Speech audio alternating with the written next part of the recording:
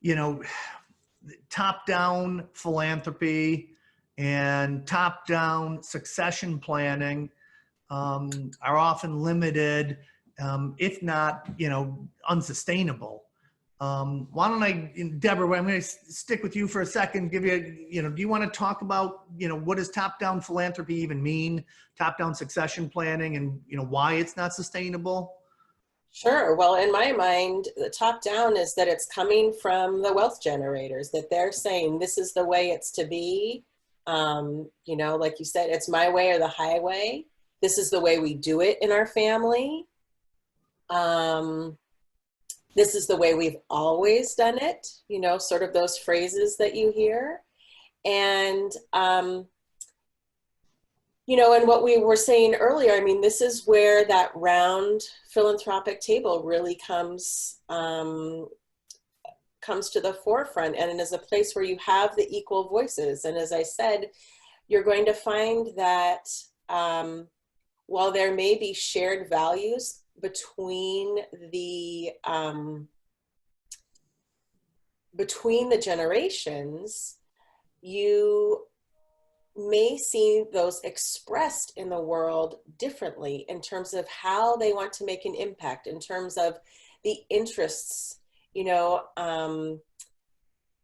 Older generations were really into building the institutions in our world, creating, the art museums and the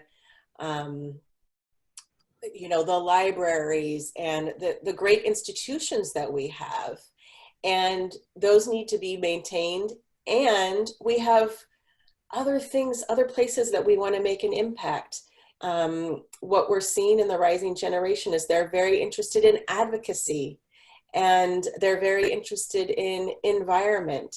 So their expression of the family's values and how that can make a difference in the world and impact people is going to be different.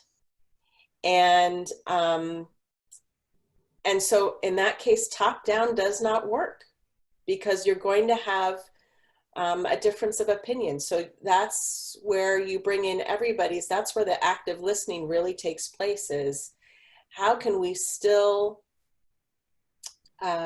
move forward our own values in the world and make an impact, and yet do it in a way that honors the generations that are to come. Great, thank you. Bruce, would you like to add to the conversation on top-down philanthropy? Sure. Top-down philanthropy reminds me of the school of management in business called command and control. Command and control is a very effective management tool that works for a while. It works in the short term. Command and control gets things done the way you want it done. Right now, it's my way or the highway, and it works in the short term. But command and control has been proven over decades of analysis not to be an effective management style in business or families or philanthropy. And ultimately, a collaborative form of leadership emerges, in which whether it's a family philanthropic table or a business philanthropic table, it's round. And command and control is outdated and no longer viewed as an effective leadership style in business, and that's true in philanthropy. And what I see particularly in the multi-generational families that we work with, if it's dictated from above, the young folks, the rising generations, will play along, will participate out of respect, out of honoring the older generation, out of admiring the older generation, and out of respect for the older generation. But they won't buy in. It won't be their journey. It'll be dad's journey or mom's journey or grandma's journey or grandpa's journey, but it won't be their journey. So as they emerge into young adulthood and have their own priorities and their own families and their own careers, whether it's in the family business or not, they'll gravitate toward the things that they're interested in. So if The older generation is saying, no, you're going to do what we're interested in. You're only going to give to opera.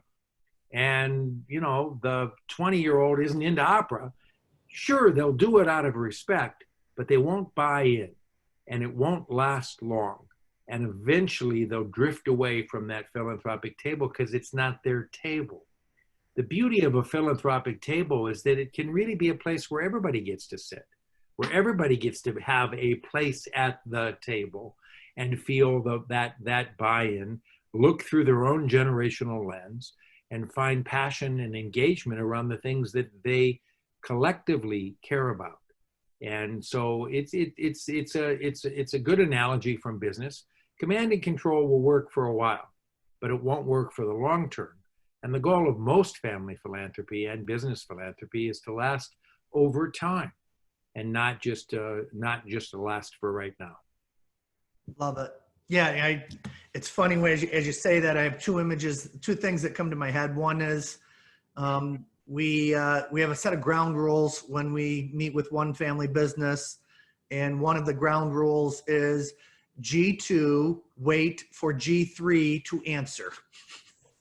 Right. And because we're trying to grow the succession plan, we're trying to mentor, and if you're always jumping in and answering for them, you know, it doesn't help. And I think that the same thing comes from philanthropy. If it's top down, you're not getting, you know, what you're looking for out of it, if that's what you're trying to do. I mean, I think that goes back to what you said, Bruce, is, you know, be specific in what you're trying to accomplish. Maybe that's not it.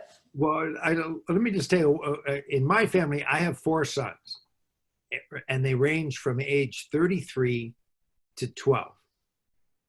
The 33-year-old looks at the world through a completely different lens, similar values, but a different lens than I do.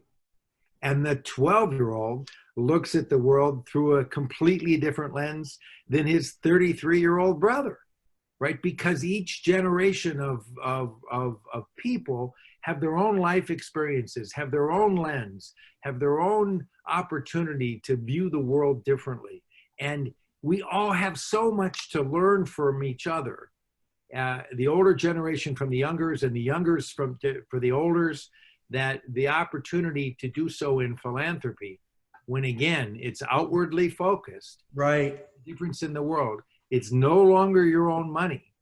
It belongs to the public. It's there for the public good. It's rich if it's done right.